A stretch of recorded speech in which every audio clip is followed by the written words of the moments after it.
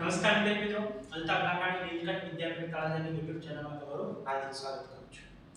વિદ્યાર્થી મિત્રો, ધોરણ 11 સાયન્સ અને કેમિકલ બોન્ડિંગ એના લાસ્ટ લેક્ચરની અંદર આપણે BSc સિદ્ધાંત છે એના આધારે અણુઓના પ્રકાર અને એના આકારની સમજૂતી મેળવી હતી. આજે આપણે એમાંથી જ એક સ્વાધ્યાયનું એક્ઝામ્પલ કરવાનું છે. સ્વાધ્યાયનું એક્ઝામ્પલ છે 4.7. એની રકમ કેવી છે કે ભાઈ VSEPR નમૂનાનો ઉપયોગ કરી નીચેના અણુઓના આકાર નક્કી કરો. એમાં તમને કેટલાક અણુઓ આપેલા છે. હવે આ અણુઓ છે એના આપણે આકાર કહેવાના છે.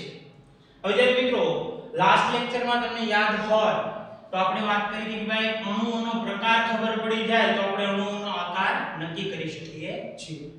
અને અણુઓનો પ્રકાર નક્કી કરવા માટે આપણે એક સૂત્ર આપ્યું હતું. એ સૂત્ર અથવા એક પદ્ધતિ આપી હતી. પદ્ધતિનો ઉપયોગ કરીને ગણી શકીએ. આપણે પદ્ધતિનો ઉપયોગ કરીને અહીંયા આપણે અણુઓના આકાર નક્કી કરીશું. પહેલો અણુ લઈએ એમાં BCl2. વિદ્યાર્થી મિત્રો, આની અંદર જે છે પહેલા તો આપણે જે છે ઇલેક્ટ્રોન યુગ્મો ગણવાના છે. શું ગણવાના છે? ઇલેક્ટ્રોન યુગ્મ. ઇલેક્ટ્રોન યુગ્મો કઈ રીતે ગણાય કે ભાઈ ઇલેક્ટ્રોન યુગ્મો બરાબર 1/2 કૌંસમાં કે ભાઈ આ મધ્યસ્થ પરમાણુ છે એની આજુબાજુ સંયોજકતા ઇલેક્ટ્રોન કેટલા હોય કે ભાઈ બેરિલિયમ છે નો પરમાણુ ક્રમાંક કેટલો છે કે ભાઈ બેરિલિયમ નો પરમાણુ ક્રમાંક 4 છે 2 એટલે સંયોજકતા કક્ષાના ઇલેક્ટ્રોન કેટલા થશે 2. બીજું કે ભાઈ આની ઉપર ધન આયન કે ઋણ આયન છે નથી ભાઈ, બરાબર છે. ધન વીજભાર હોય તો માઈનસ થાય, ઋણ વીજભાર હોય તો પ્લસ થાય. આ બે તો છે તટસ્થ છે. હવે આ જે મધ્યસ્થ પરમાણુ છે એની આજુબાજુ કેટલા પરમાણુ જોડાણા કે ભાઈ એની આજુબાજુ ક્લોરીન 2 જોડાણા એટલે આપણે લખીશું અહીંયા કેટલા 2, બરાબર છે.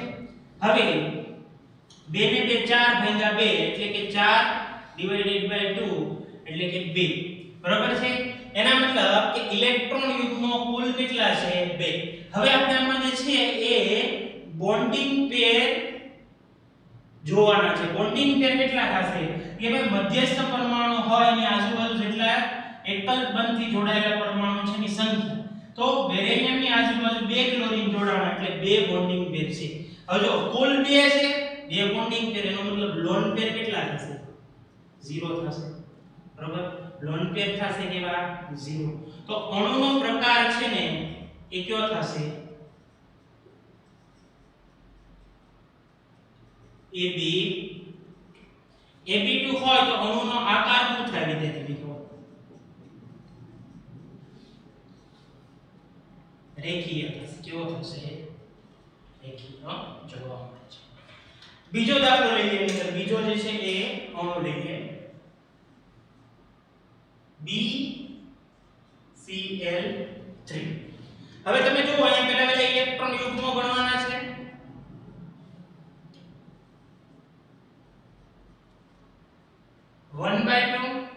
કૌંસમાં બોરોન ની આજુબાજુ કેટલા ઇલેક્ટ્રોન હોય 3 હોય. કેટલા પરમાણુ જોડાણા 3 પરમાણુ. ધન આયન કે ઋણ આયન છે નહીં. 1/2 કૌંસમાં 6 ભાગ્યા 2 એટલે કે કેટલા થશે 3 એટલે કે કુલ 3 ઇલેક્ટ્રોન યુગ્મો છે.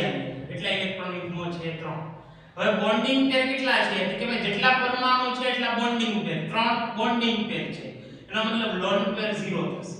લોન પેર કેટલા થશે 0 જોવા મળે છે. મતલબ અણુનો જે છે પ્રકાર થશે એ થશે AB3. અણુનો જે આકાર છે એ થશે સમતલીય ત્રિકોણ, બરાબર છે વિદ્યાર્થી મિત્રો. તો આ તો આપણો બીજું એક્ઝામ્પલ. પછી એમાં જે છે ત્રીજું એક્ઝામ્પલ છે વિદ્યાર્થી મિત્રો SiCl4. પહેલા ઇલેક્ટ્રોન યુગ્મો ગણવાના છે વિદ્યાર્થી મિત્રો.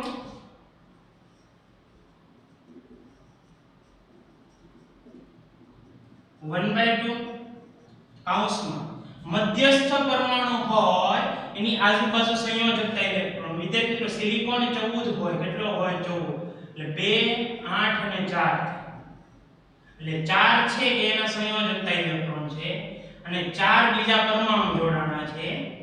ઉપર કઈ ધન વીજભાર કે ઋણ વીજભાર નથી એટલે આપણે તો ઉમેરો કે બાદ કર્યો નથી. 8 ભાગ્યા 2 એટલે કેટલા થશે 4. ઇલેક્ટ્રોન યુગ્મો 4 છે, બોન્ડિંગ પેર કેટલા થશે? બોન્ડિંગ પેર જોશો કેટલા પરમાણુ જોડાણા 4, એટલે બોન્ડિંગ પેર કેટલા હશે 4. 4 બોન્ડિંગ પેર છે તો લોન પેર 0 થશે. અણુનો જે છે પ્રકાર છે એ થશે AB4 અને AB4 હોય તો અણુનો જે આકાર છે ને વિદ્યાર્થી મિત્રો એ થાય સમચતુષ્ફલકીય. કેવો થાય? સમચતુષ્ફલકીય. બરાબર છે? ચાલો પછી આપણે જે છે એ પછી નેક્સ્ટ લઈએ તો નેક્સ્ટ એક્ઝામ્પલ છે ચોથું, આર્સેનિયસ F5. બરાબર છે વિદ્યાર્થી મિત્રો? હવે આની અંદર ઇલેક્ટ્રોન યુગ્મો ગણીએ આપણે.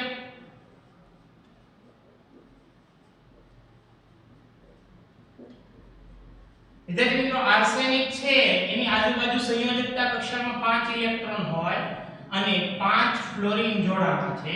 ધન વીજભાર કે ઋણ વીજભાર છે નહીં. એટલે અહીંયા થશે 1/2 કૌંસમાં 10, એટલે કે 10/2 5 ઇલેક્ટ્રોન યુગ્મો છે એની અંદર બોન્ડિંગ પેર કેટલા છે? તો આપણે જોઈ શકીએ 5 ફ્લોરીન જોડાણા એટલે 5 બોન્ડિંગ પેર છે તો લોન પેર થઈ જશે 0. તો અણુનો જે પ્રકાર છે કેવો થશે વિદ્યાર્થી મિત્રો? AB5. બરાબર છે? અને અણુનો આકાર શું થાય? AB5 હોય તો અણુનો જે આકાર છે એ થઈ જાય ત્રિકોણીય દ્વિપિરામિડ. બરાબર છે વિદ્યાર્થી મિત્રો? આગળ વધી આપણે H2S ની વાત કરીએ આપણે.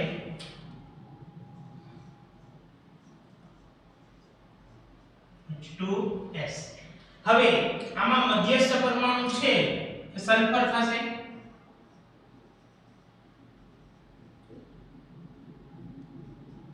હવે સલ્ફર છે એની આજુબાજુ સંયોજકતા કક્ષામાં 6 ઇલેક્ટ્રોન હોય.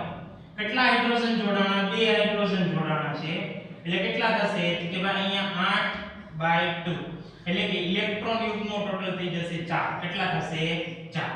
હવે તમે જુઓ તો કેટલા હાઇડ્રોજન જોડાણા, એનો મતલબ બોન્ડિંગ પેર કેટલા થશે? કે ભાઈ 2 બોન્ડિંગ પેર છે.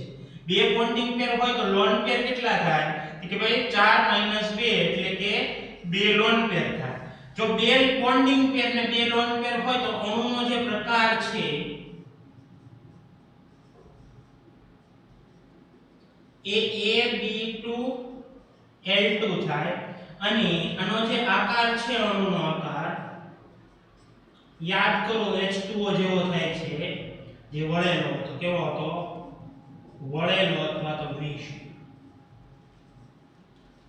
બરાબર છે વિદ્યાર્થી મિત્રો? તો આ H2S ની વાત કરી લીધી. તો છેલ્લો જે છે અણુનો પ્રકાર છે PH3, એની ચર્ચા કરી લઈએ આપણે. છઠ્ઠો છે.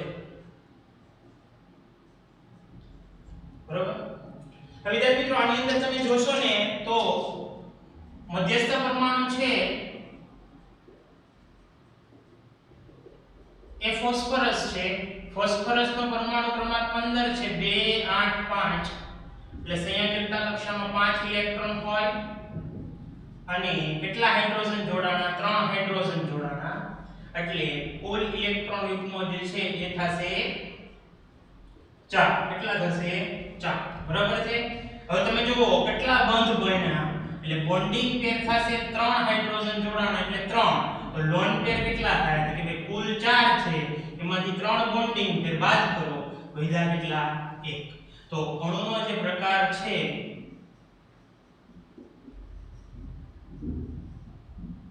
એ કેવો થશે? કે ભાઈ AB3L. યાદ કરો વિદ્યાર્થી મિત્રો AB3L છે એની માટે આપણે શું કીધું હતું કે ભાઈ અણુનો જે આકાર છે એ થશે ત્રિકોણીય પિરામિડ. ત્રિકોણીય પિરામિડલ જે છે એ એનો આકાર જોવા મળે છે. વિદ્યાર્થી મિત્રો, આ તો આપણે સ્વાધ્યાયનો એક્ઝામ્પલ, અને આવા તો બીજા ઘણા બધા એક્ઝામ્પલ આપણે દર્શાવી શકીએ, બરોબર? જો તમને કોઈ જગ્યાએ બીજા જે દાખલાઓ દેખાય તમને એક્ઝામ્પલ તરીકે તમને કોઈ રેફરન્સ બુકની અંદર, તો તમે જાતે સોલ્વ કરી શકો છો. આ એટલા માટે કે ભાઈ તમને પ્રેક્ટિસ પડી જાય, અને બીજી કોઈ રેફરન્સ બુક તમને મળી જાય, નવનીત છે, યોગી છે, તો કોઈ પણ એની અંદર જો તમને એક્સ્ટ્રા આપ્યા હોય એક્ઝામ્પલ, તો તમે જાતે સોલ્વ કરજો, બરોબર છે? ચાલો આપણે નોટ ડાઉન કરો, સાથે આગળ વધીએ.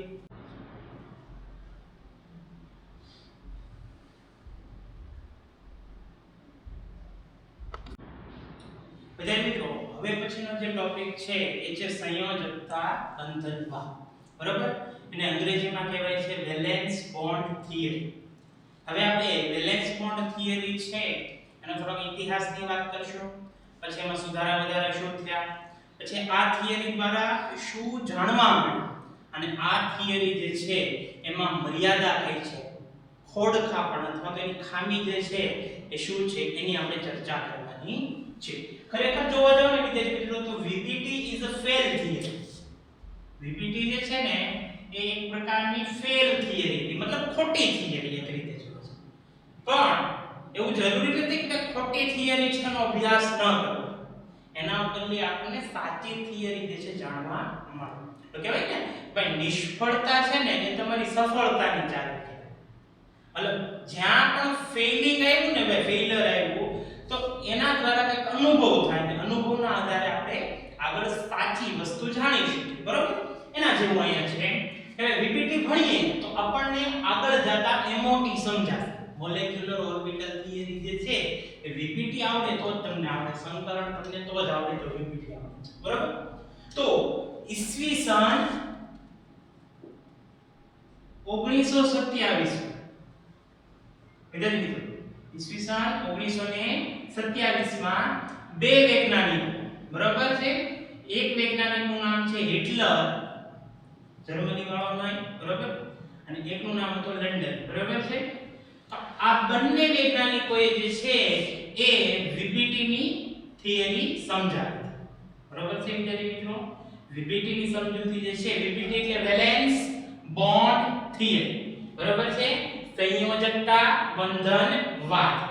તો આ વસ્તુ જે છે હિટલર અને લંડને સમજાવ્યું. પછી વીપીટી માં સુધારા વધારા, વીપીટી માં સુધારા વધારા, બરોબર? એ કોને દર્શાવ્યા કે ભાઈ લિનસ પાઉલી, બરોબર? અને એક બીજો વૈજ્ઞાનિક હતો સ્લેટર કરીને હતો. પણ લિનસ પાઉલિંગે જે છે આગળ જતા વીપીટી ની અંદર સુધારા વધારા જે છે એ દર્શાવ્યા. હવે વીપીટી થિયરી જે છે એનો એક્ઝેક્ટ કોન્સેપ્ટ શું છે, એ ખરેખર કેવા શું માંગે છે, તો એનો જે વાદ છે, એનો નિયમ અથવા તો સિદ્ધાંત એ આપણે અહીંયા લખીએ તો એમ કહી શકીએ કે ભાઈ પરમાણુઓ છે, પરમાણુઓની પરમાણ્વીય કક્ષકો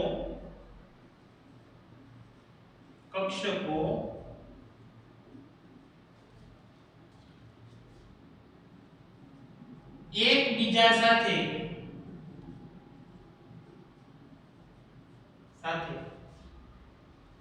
જોડાયેલી સંમિશ્રણ દ્વારા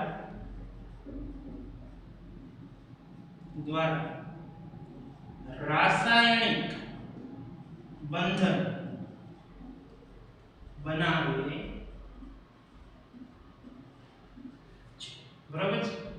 તો આનો જે છે સિમ્પલ કોન્સેપ્ટ છે કે ભાઈ પરમાણ્વીય કક્ષકો જે છે, પરમાણ્વીય કક્ષકો એમની વચ્ચેનું સમિશ્રણ. કેવું મિશ્રણ? સમિશ્રણ. અને એની જે સમજૂતી છે એ છે વીપીટી.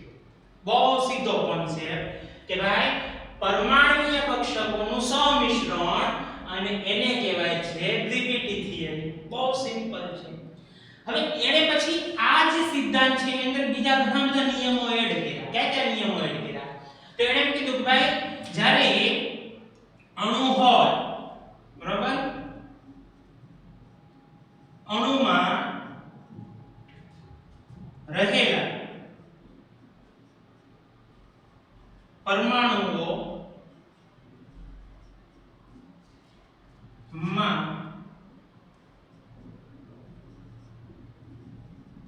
અર્ધપૂર્ણ કક્ષકો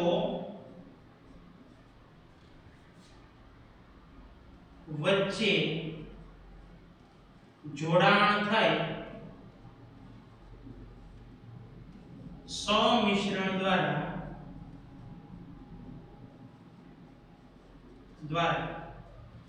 રાસાયણિક બંધ બને છે.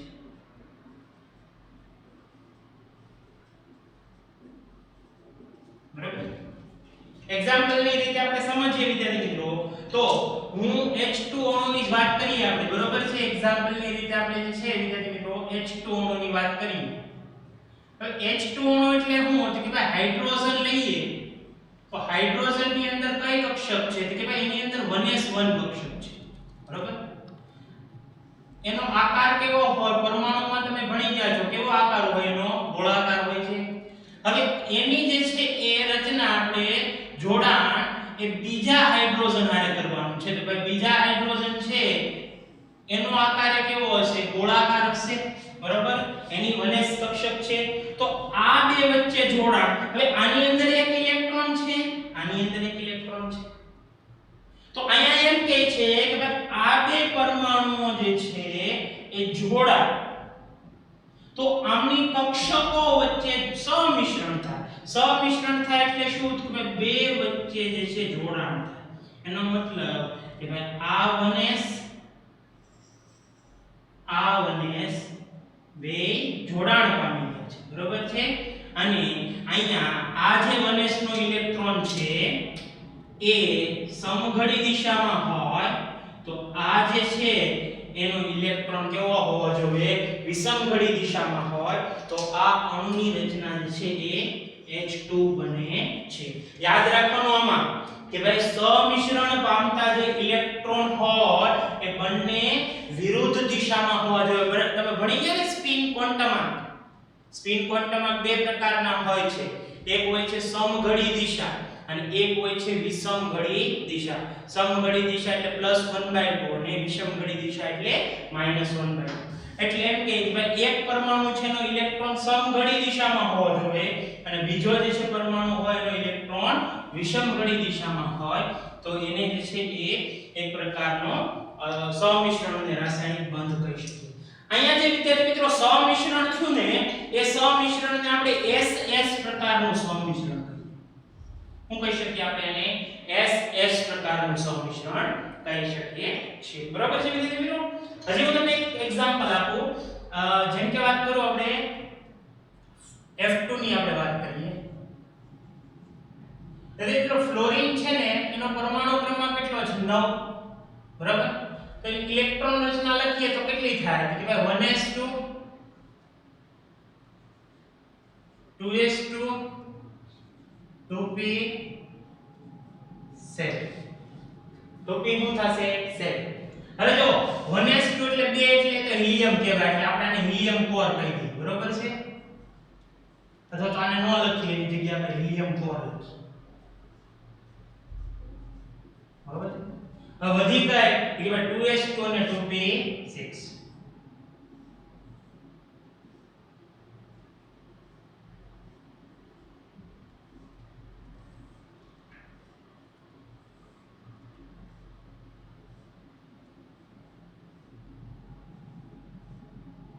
આપણે બધા જાણીએ છીએ નિયમ. બરોબર, હવે બધામાં પહેલા જે છે એક એક ઇલેક્ટ્રોન આપવાના, પછી જે છે યુગ્મીકરણ કરવાનું. કેટલા છે અહીંયા? કે ભાઈ 7 છે એટલે 3 આપી દીધા, સોરી 2p5 છે.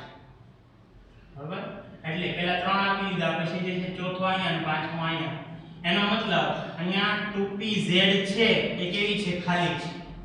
2px 2py બરાબર ને 2s.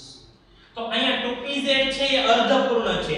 તો આવી રીતે ફ્લોરીન છે એક ફ્લોરીન છે, એવી રીતે આપણે બીજો ફ્લોરીન અહીંયા દર્શાવી શકીએ.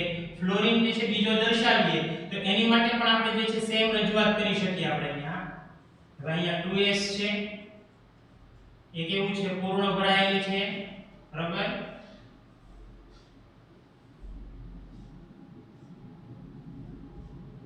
px માં 2 ઇલેક્ટ્રોન છે, 2py માં 2 ઇલેક્ટ્રોન છે અને 2pz છે એમાં 1 ઇલેક્ટ્રોન છે, મતલબ કે એ અર્ધપૂર્ણ ભરાયેલી છે. તો વિદ્યાર્થી મિત્રો આપણે અહીંયા સમજી શકીએ કે ભાઈ સમિશ્રણ કોની વચ્ચે થશે, તો કે ભાઈ સમિશ્રણ જે છે એ અર્ધપૂર્ણ ભરાયેલી કક્ષકો વચ્ચે જોવા મળશે.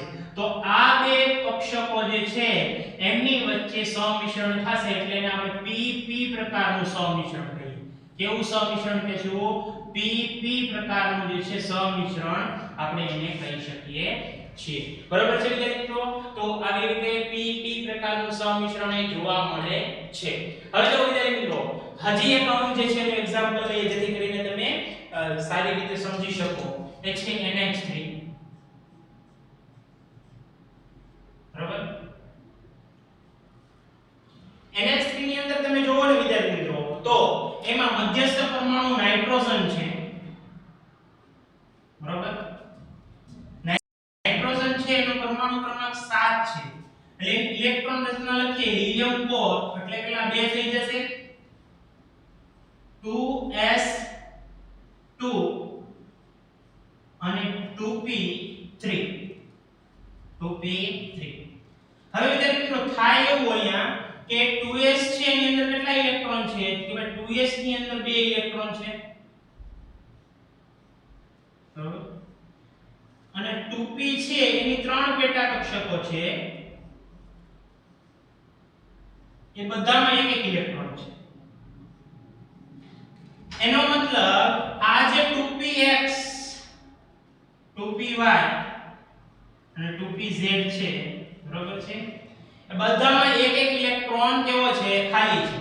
અને સામે પક્ષે જોવો તો કેટલા હાઇડ્રોજન જોડાશે કે ભાઈ 3 હાઇડ્રોજન જોડાય. તો અહીંયા એક હાઇડ્રોજન છે 1s1 બરાબર છે. બીજો હાઇડ્રોજન છે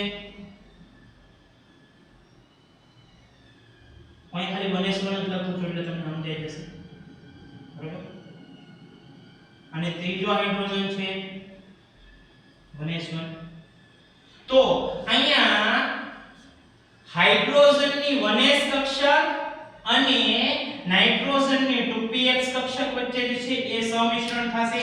તો આ જે સમિશ્રણ થશે વિદ્યાર્થી મિત્રો એને આપણે કેવા પ્રકારનું કહીશું તો કે ભાઈ sp પ્રકારનું કહીશું બરાબર. પછી આ જે 2py અને s વચ્ચેનું સમિશ્રણ થશે એને આપણે શું કહીશું sp સમિશ્રણ કહીશું. પછી 2pz અને 1s વચ્ચે સમિશ્રણ થશે એને આપણે શું કહીશું sp પ્રકારનું સમિશ્રણ કહી શકીએ છીએ. તો જો અહીંયા બધા પ્રકારના સમિશ્રણ જે છે એની સમજૂતી આપણે આવી ગઈ. અહીંયા જો s પ્રકારનું સમિશ્રણ જોયું હતું, અહીંયા p પ્રકારનું સમિશ્રણ જોયું હતું. આની p કક્ષક અને આની p કક્ષક વચ્ચે જે છે એ જોડાણ થાય અને એને pp સમિશ્રણ કહીએ. આની અંદર જોવો તો કે s અને p વચ્ચેનું સમિશ્રણ છે એની સમજૂતી આપણે જોઈ હતી બરાબર છે વિદ્યાર્થી મિત્રો. તો આ જે કોન્સેપ્ટ હતો એ કોનો હતો? સમિશ્રણનો. કોનો હતો? સમિશ્રણનો કોન્સેપ્ટ જે છે આને આપણે કહી શકીએ છીએ.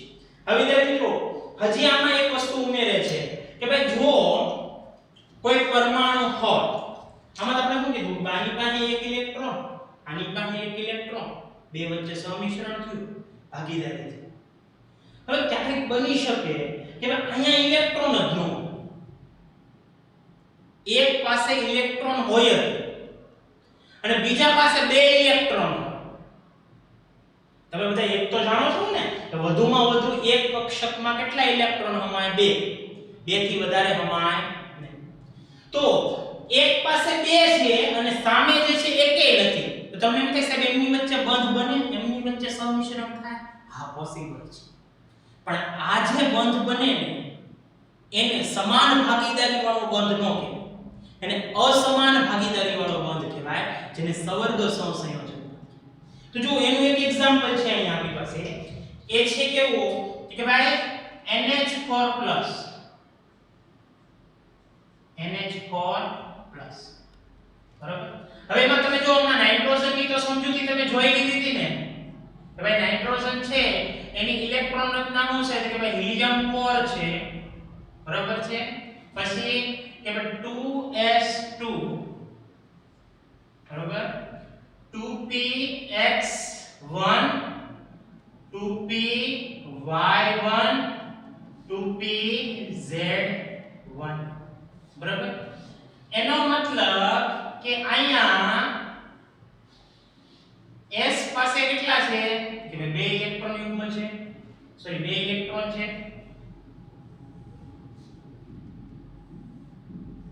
2px પાસે કેટલા ઇલેક્ટ્રોન છે એક ઇલેક્ટ્રોન છે 2py પાસે કેટલા ઇલેક્ટ્રોન છે એક ઇલેક્ટ્રોન છે 2pz પાસે કેટલા ઇલેક્ટ્રોન છે એક ઇલેક્ટ્રોન છે હવે જો એવું વિદ્યાર્થી મિત્રો કે અહીંયા આની સાથે જે જોડાણ કરવા આવે છે આની હારે આલો એક હાઇડ્રોજન આવ્યો વિદ્યાર્થી મિત્રો હાઇડ્રોજન છે એક આવ્યો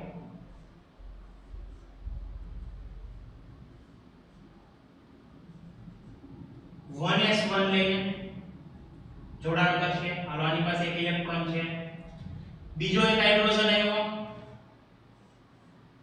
એની પાસે એક ઇલેક્ટ્રોન છે 1s1 બરાબર ત્રીજો એક હાઇડ્રોજન છે એની પાસે એક ઇલેક્ટ્રોન છે 1s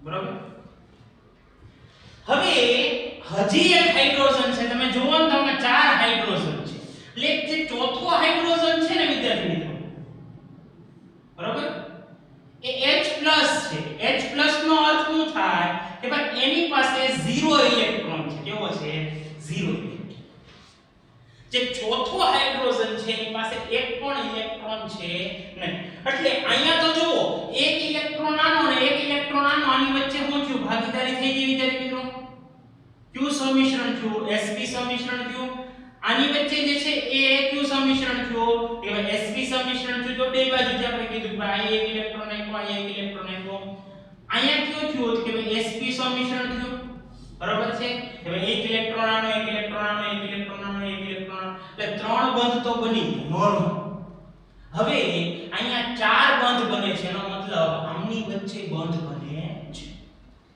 તો આમની વચ્ચે બંધ બને એમાં માત્ર ને માત્ર જે છે આ ઇલેક્ટ્રોન યુગ્મ છે એ બંધમાં જોડાણ કરે છે અહીંથી જે છે એ કઈ ભાગીદારી થતી નથી આને s સંમિશ્રણ કહી શકીએ આપણે બરોબર છે પણ આ બંધ છે એ બંધનું નામ જે છે આપણે આપશું સવર્ગ વિદ્યાર્થી મિત્રો એનું નામ શું થશે સવર્ગ સહસંયોજક બંધ બરાબર સમિશ્રણ થશે બંધ બનશે પણ એવા બંધને શું કહેવાય છે સવર્ગ સહસંયોજક બંધ કહીએ એના ઉપર લખાણ લખવું હોય તો આપણે લખી શકીએ કે ભાઈ જો કોઈ પરમાણુ પાસે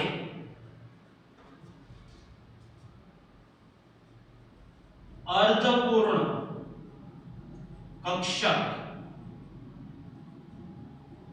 ન હોય અને પૂર્ણ ભરાયેલી કક્ષક હોય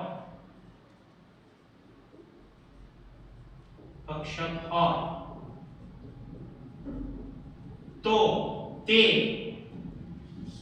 સામેના પરમાણુની ખાલી કક્ષક સાથે સમિશ્રણ પામી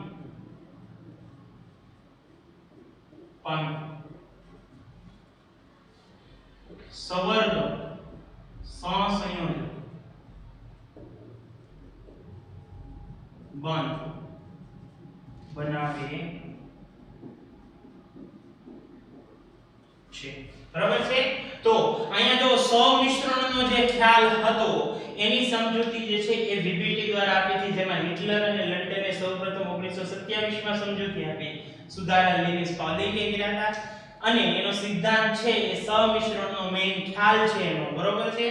અને એમાં આપણે જે H2 અણુની રચના છે એ આપણે સમજવાની છે. આટલું નોટ ડાઉન કરો, પછી આપણે જે છે H2 અણુની સમજૂતી પર જઈએ.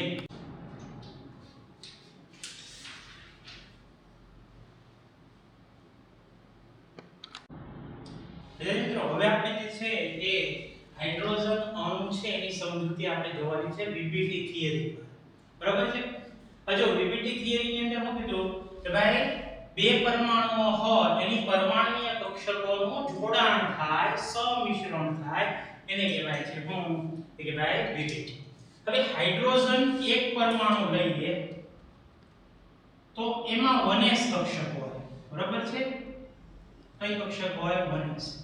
હવે એનું જે કેન્દ્ર હોય એમાં પ્રોટોન, બરાબર, અને એક હોય એનો ઇલેક્ટ્રોન. શું હોય? ઇલેક્ટ્રોન, બરાબર છે. હવે આવી જ રીતે જે છે એ બીજો હાઇડ્રોજન પરમાણુ હોય એનું કેન્દ્ર હોય અને એનો એક શું હોય? ઇલેક્ટ્રોન હોય, જેની કક્ષામાં જે છે ફરતો હોય છે, બરાબર છે. હવે ધારો કે હું આ હાઇડ્રોજન પરમાણુને A કહી દઉં, આ હાઇડ્રોજન પરમાણુને હું B કહી દઉં, બરાબર છે. તો અહીંયા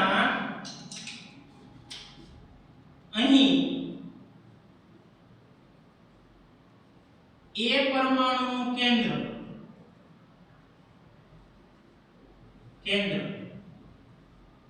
એને આપણે Na કહી દઈએ. શું કહી દઈએ આપણે? Na.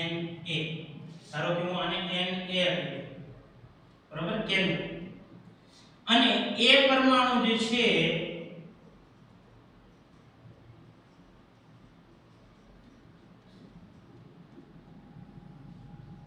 નો ઇલેક્ટ્રોન એને આપણે Ea કહીએ. શું કહી દઈએ? E. આને આપણે કહી દઈએ Ea, બરાબર. તો એવી રીતે જો A પરમાણુનું કેન્દ્ર Na હોય, ઇલેક્ટ્રોન Ea હોય, તો B પરમાણુ છે એના કેન્દ્રને આપણે શું કહેવું પડે? Nb. અને ઇલેક્ટ્રોનને આપણે શું કહેવું પડે? Eb. તો અહીંયા આપણે એમ કહી શકીએ, અહીં B પરમાણુ નું કેન્દ્ર Nb અને B પરમાણુ જે છે એનો ઇલેક્ટ્રોન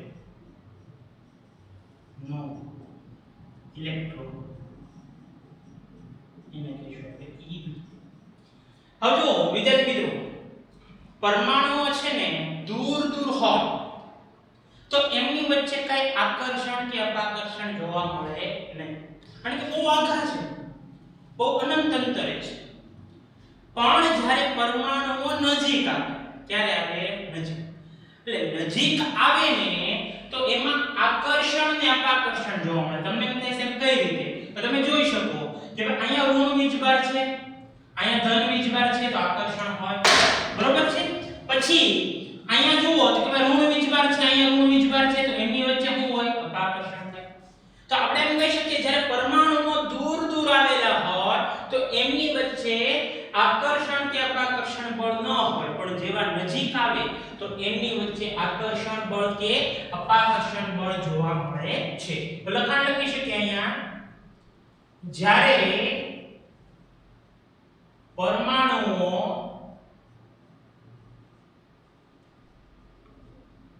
દૂર હોય ત્યારે તેમની વચ્ચે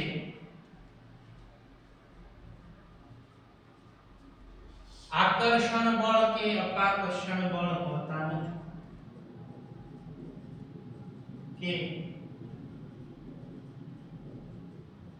અપાકર્ષણ બળ હોતા નથી. પરંતુ જ્યારે તેઓ નજીક આવે છે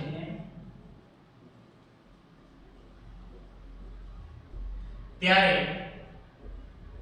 તેમની વચ્ચે આકર્ષણ બળો ઉત્પન્ન થાય છે અને અપાકર્ષણ બળો પણ ઉત્પન્ન થાય છે. આકર્ષણ બળ તેમજ અપાકર્ષણ બળ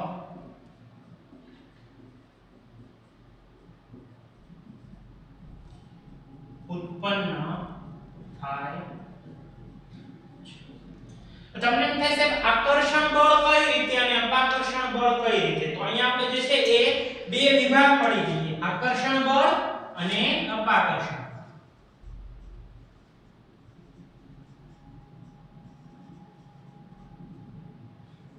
બરાબર?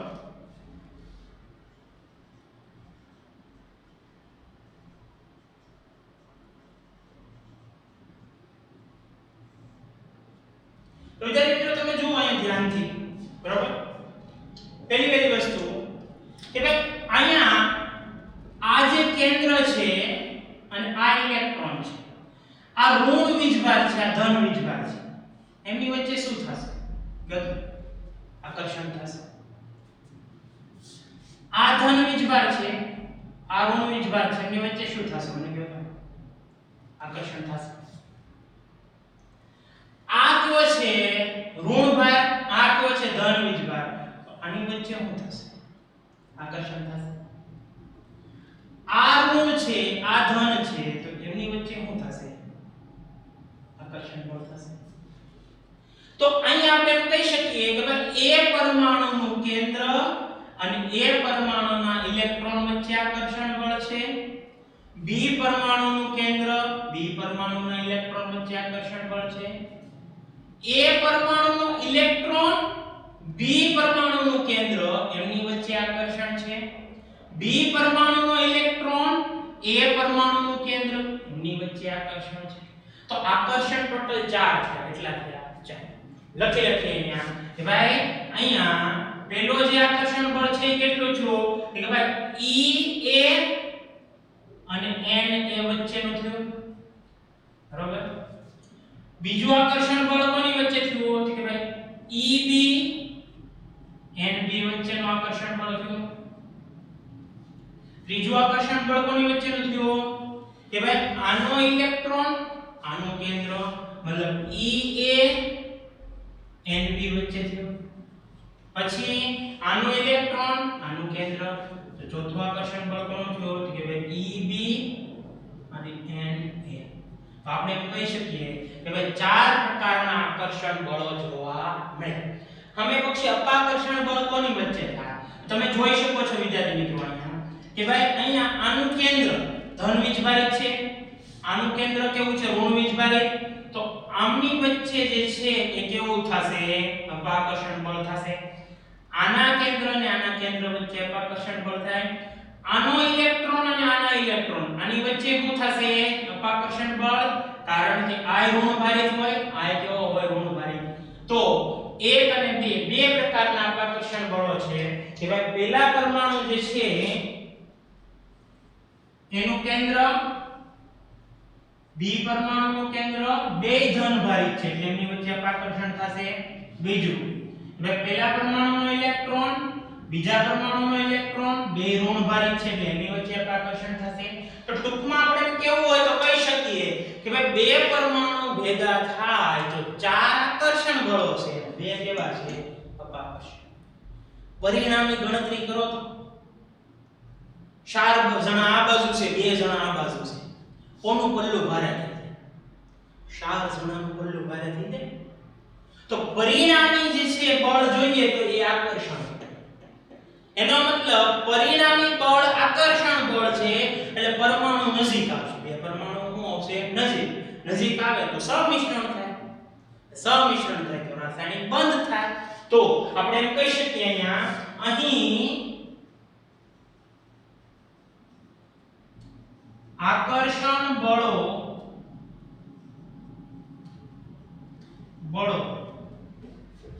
એ અપાકર્ષણ બળો કરતા વધુ હોવાથી પરિણામી બળ આકર્ષણ બળ જોવા મળે છે માટે બે પરમાણુઓ એકબીજાની નજીક આવે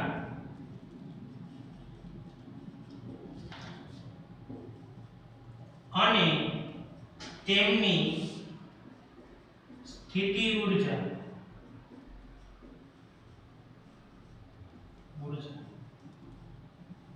ઘટે છે. હજો અહીંયા જે છે ધ્યાન આપજો, આ એક શબ્દ ઉપર થોડો ધ્યાન આપજો.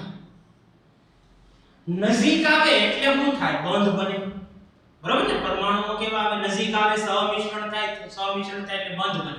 તમને યાદ કરો, આપણે શું કીધું હતું? સમિશ્રણ થાય અથવા તો બંધ બને, બંધ નિર્માણની પ્રક્રિયા ઉષ્માક્ષેપક, જેમાં ઊર્જા ઘટે. ઊર્જા શું થાય? ઘટે.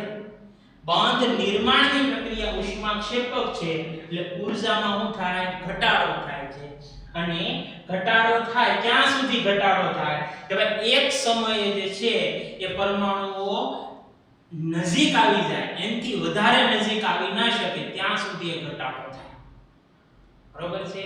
તો અહીંયા આપણે હાઇડ્રોજનની સમજૂતી મેળવીએ તો એની માટે કંઈક એવું કહેવાય કે ભાઈ હાઇડ્રોજન છે, બરોબર, એક પરમાણુ છે ગેસ.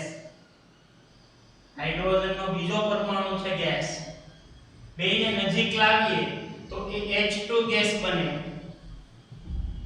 અને આ H2 ગેસ બને એટલે એમાંથી લગભગ જે છે 435.8 કિલોજૂલ પર મોલ ઊર્જા છૂટી પડે છે. વિદ્યાર્થી તો સમજવા જેવી બાબત છે કે ભાઈ હાઇડ્રોજન અને બીજા હાઇડ્રોજન બેને નજીક લાવો. નજીક લાવો એટલે H2 બને.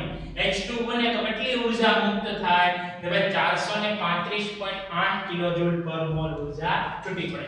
આને લખવો હોય ને તો ડેલ્ટા H એમ લખાય -435. ઉપર ભલે અહીંયા પ્લસ લખ્યા પણ લખવા હોય તો શું લખાય? -435 કિલોજૂલ પર મોલ. એનો મતલબ ઊંધો અર્થ શું થાય? કે ભાઈ આનાથી વિરુદ્ધ પ્રક્રિયા કરીએ તો મતલબ કે ભાઈ આપણે જે છે H2 અણુ છે, બરોબર, એમાંથી આપણે શું કરવું છે? હાઇડ્રોજનને છૂટો પાડવો છે. બીજા હાઇડ્રોજનને શું કરવો છે? છૂટો પાડવો છે. એનો મતલબ આમાંથી અહીંયા જવું હોય તો આ જે છે હાઇડ્રોજન એને કેટલી આપવી પડે? કે ભાઈ એને 435.8 કિલોજૂલ પર મોલ એ આપવી પડે. શું કરવું પડે? આપવી પડે. આને એટલી આપો ત્યારે બે તૂટે અને આ બેને ભેગા કરો તો એટલી ઉત્પન્ન થાય. તો આ જે 435.8 છે એની બંધ એન્થાલ્પી કહેવાય. શું કહેવાય? એની બંધ. તો આ પ્રક્રિયા માટે ડેલ્ટા H લખવો હોય તો એ પ્લસ થાય.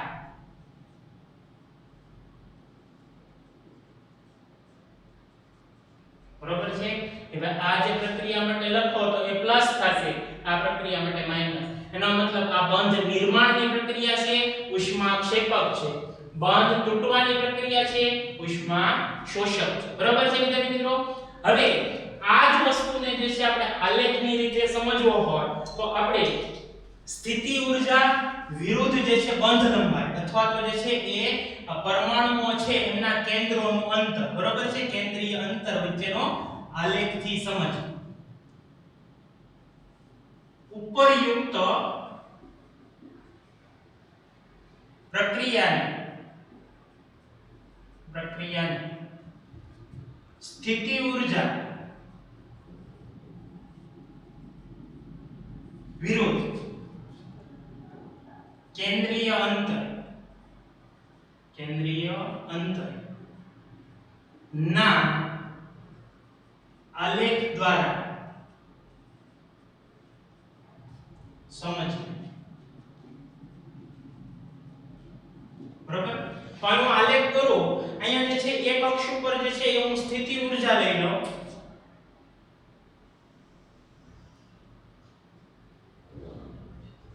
બરાબર, અને એક અક્ષ ઉપર જે છે વિદ્યાર્થી મિત્રો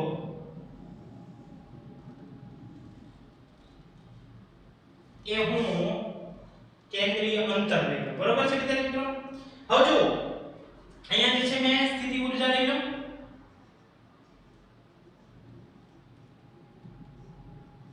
બરાબર. હવે અહીંયા જે છે ધારો કે બે પરમાણુ છે ને વિદ્યાર્થી મિત્રો એ દૂર દૂર છે. કેવા છે? હાઇડ્રોજન છે, હાઇડ્રોજન છે, એ બે પરમાણુઓ કેવા છે? દૂર દૂર છે.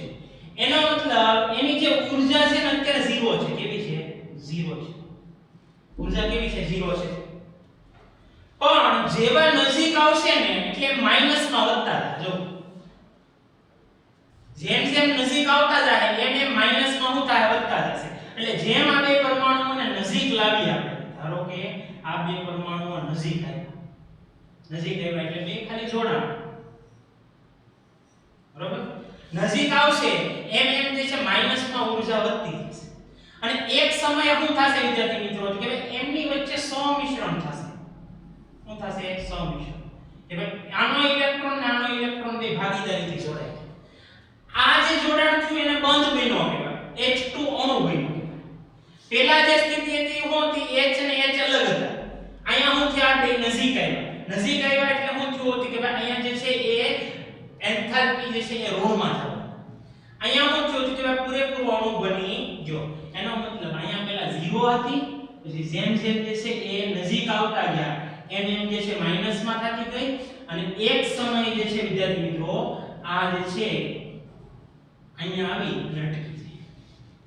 અને આ જે ઊર્જા જે છે ને ઊર્જા, બરાબર છે, એનું મૂલ્ય તમે ગણતરી કરો તો એ લગભગ જે છે 435.8 કિલોજૂલ પર મોલ છે. એનો મતલબ કે આનથી વધારે નજીક આવશે નહીં. આનથી વધારે નજીક જો આવે તો અણુ તૂટી જાય પાછો. હોય ને? તમે એમ કહો કે ભાઈ પથ્થર હોય, પથ્થર એને હથોડી મારો તો તમને એમ થાય કે ભાઈ હજી નજીક આવ નો, પથ્થર તૂટી. જેટલો નજીક આવવો હોય એટલો આવી ગયો. વધારે એને નજીક લાવવા માટે દબાણ આપો, કંઈક કાર્ય કરો ભાઈ, તો એ તૂટી જાય. એટલે સ્વાભાવિક છે પાછા એ પરિસ્થિતિમાં આમાં આવી જાય, અથવા તો એ કાંઈક ઊર્જા શું થાય? વધી જાય, બરાબર. તો એ જો તૂટી જાય, વધારે નજીક લાવો તો એ તૂટી જાય. તો એને આપણે આ રીતે દર્શાવીએ. પરંતુ ખરેખર જે છે આ જે હોય એના બંધનું નિર્માણ થઈ ગયું. અને આ જે ઊર્જા જે છે એને આપણે શું કીધી? એની બંધ ઊર્જા કેટલી હોય? 435.8, બરાબર. અને અહીંયા જે અંતર હશે ને આ પરમાણુ અને આ પરમાણુ વચ્ચેનું જે અંતર એને એની કહેવાય છે બંધ લંબાઈ. શું કહેવાય છે? એની બંધ લંબાઈ, બરાબર છે. જે H2 અણુની બંધ લંબાઈ હોય કે જે બે કેન્દ્રો વચ્ચેનું અંતર દર્શાવે છે. તો અહીંયા સુધી જે છે કે આપણે રાખી આજનો લેક્ચર. વિદ્યાર્થી મિત્રો આવતા લેક્ચરની અંદર હજી જે છે આપણે VBT ભણવાનો છે. તો થેન્ક યુ.